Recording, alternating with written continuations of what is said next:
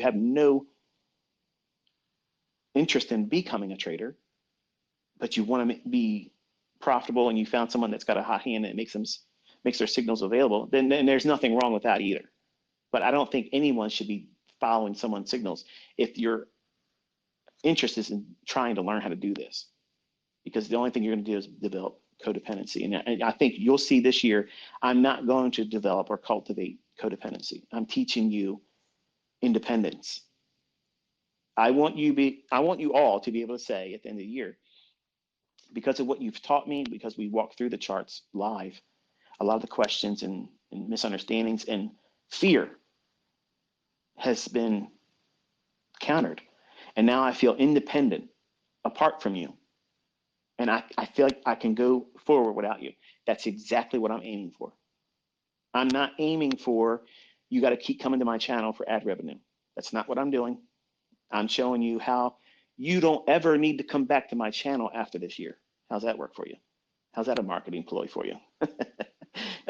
That's exactly what I want. I want you to be independent, and you should want that. Every trader should want that. Every trader should want that of the outcome and the experience with a mentor. I could form this into something where it makes you feel like you have to be with me forever, and I could fleece you for life, and you would be gladly paying me if I was going to do that. I don't want that. I want you to do this independent.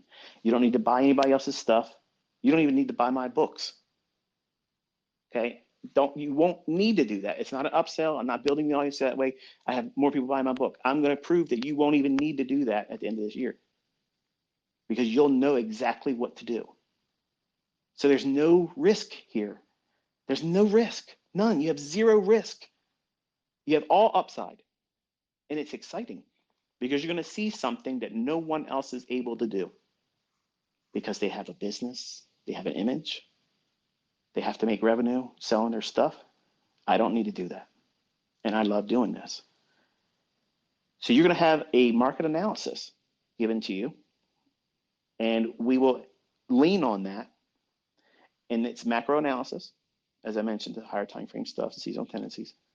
And then I will do a top-down analysis from monthly all the way down to a 15-minute time frame. So that way you know every time frame what I'm looking at, what I think is salient for that particular day. Nothing is going to be hidden from you. I will have nothing on another chart that you didn't see. Every single time frame, I'll walk you through it. Nothing is hidden from you. Absolutely 100% transparency. You will see and know everything that I observe and see and identify in every time frame. Every key level will be made mention of. That's a traditional market analysis. There's nothing inherently special about that. We all start there. It's useful. And where it's pertinent, I will show you how the retail will see it. The average trader, the hedge fund trader, what they see in price. And I will show you how to use what I teach is technical science, where it frames the narrative. How are the funds? Because that's why this business is what it is. They're not after your stop. They're not after Baby Pips Communities stops. They're not looking at Forex Factories, message boards, community stops. You're just following the same logic that these large funds use. That's just the way it is. So the market seeks that liquidity. And I'm going to teach you how to identify those arm wrestling matches where the fund manager's positions. Wait a minute, Michael, you said fund manager? These people are the billionaires. Yeah, they are. But their trades aren't high accuracy. They're trying to make 15 to 25% a year. What some of you are trying to do in one morning session. They're not trying to do a whole lot. And they can weather being wrong a lot. Because number one, they're using other people's money. They know there's a sucker born every minute. Every time the market goes up, oh man, Somebody made money today. I wish I could. Let me put some money in my 401k. Let me go in here and put my money in this fund over here. So there's always a new influx of suckers coming into that. This market is constantly bringing in people, and it's throwing people on their rear end through loss, fear, margin calls. The industry's constantly got a revolving door, but it's never going to run short of new people wanting to come in. Why? Because your jobs suck and they never pay enough. I don't care who you are. I got surgeons in here that make over $700,000 a year, and it ain't enough. Okay, come on. So there's always going to be greed. So this approach to trading is never, ever, ever, ever going to stop working. Because these same mindsets that come in are indoctrinated to do the same stuff that these books talk about. And these arm wrestling matches, when their stop loss, where their premise about where the market's going to go based on a pattern or a moving average pointing some direction or another, when that fallacy is placed as an opposing view to what the actual market's going to do, I'm trying very hard not to use the word that shall not be named. The approach that I employ and how I use price action to predict a future outcome, when there's an arm wrestling match between the retail perspective on what price should do versus what it is that I do, what I've taught you and what I'm teaching you ongoing, those are perfect snapshots of exactly how you are going to want to trade.